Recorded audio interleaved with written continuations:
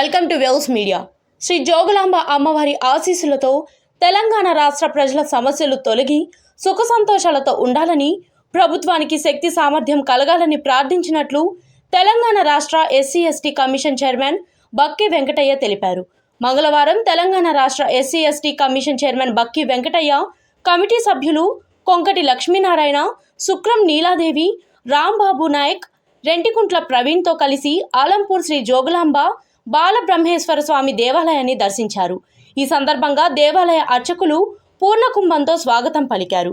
ఈ కార్యక్రమంలో RDO Alivelu, DSP Mogalaiah, EDAC corporation Ramesh Babu, EO Purender, Alampur tahsildar Manjula, స్థానిక అధికారులు తదితరులు పాల్గొన్నారు. అమ్మవారిని ఈరోజు మా ఎస్సీ ఎస్టీ కమిషన్ సభ్యులతో సహా అమ్మవారి దర్శించుకోవడం జరిగింది.